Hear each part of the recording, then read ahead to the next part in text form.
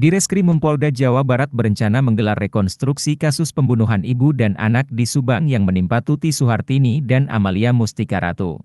Rencananya, rekonstruksi kasus tersebut bakal digelar pada Rabu, 22 November 2023, di lokasi kejadian atau TKP di Jalan Cagak, Subang.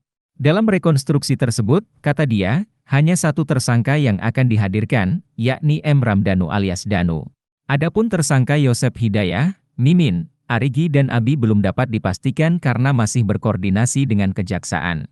Sementara Danu, yang akan dihadirkan, katanya. Sebelumnya, Surawan mengatakan bahwa motif pembunuhan terhadap Tuti Suhartini dan anaknya, Amalia Mustika Ratu, bakal terungkap saat proses rekonstruksi, termasuk peran setiap tersangka. Dalam perkara ini, penyidik di Treskrimum Polda Jabar telah melakukan beberapa kali olah TKP ulang, setelah salah satu pelaku mengakui perbuatannya dan menyerahkan diri ke Polda Jabar.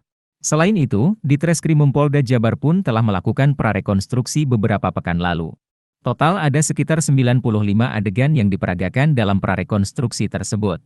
Saat ini, Polda Jabar telah menetapkan 5 orang tersangka dalam kasus tersebut.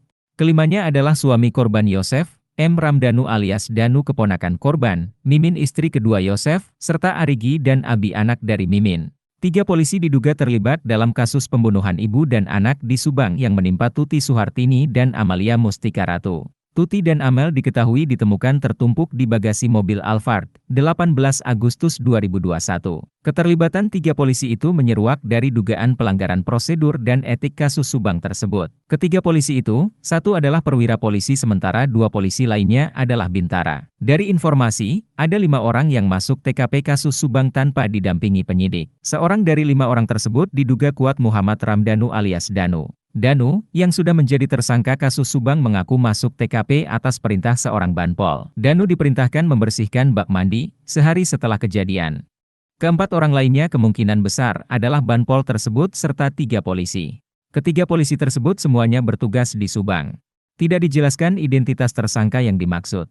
Menurut Ibrahim, jika nantinya terbukti bersalah, ketiga polisi ini bisa menghadapi sanksi etik dan pidana. Pasalnya, pembersihan tempat kejadian perkara tanpa persetujuan penyidik merupakan tindakan yang bertentangan dengan prosedur penanganan perkara dan hukum pidana. Ini masuk tanpa prosedur dan tanpa sepengetahuan penyidik, malah sampai di TKP itu melakukan pembersihan. Ini betul-betul bertentangan dengan penanganan suatu kasus di mana tidak boleh dibersihkan TKP-nya, jelas Ibrahim. Kelima orang yang masuk TKP tanpa penyidik itu punya peran penting dalam lambannya pengungkapan kasus Subang. 3 orang itu adalah anggota kepolisian yang diduga menjadi penyebab mandeknya pengungkapan kasus Subang. Sebab secara sengaja ketiga polisi tersebut masuk ke TKP dan membersihkan lokasi. Lebih lanjut, Kombes Pol Ibrahim Tompo mengungkapkan sosok 3 polisi yang diduga dalam kasus Subang itu. 3 polisi itu ternyata masih memiliki hubungan saudara dengan tersangka kasus Subang yaitu Yosep. Perwira 1 orang, bintara 2 orang, dan memang ketiga orang ini punya hubungan keluarga dengan tersangka. 3 orang anggota polisi sedang dilakukan pemeriksaan, sambungnya. Atas keterlibatan 3 polisi tersebut, penyidik tengah mendalami perannya.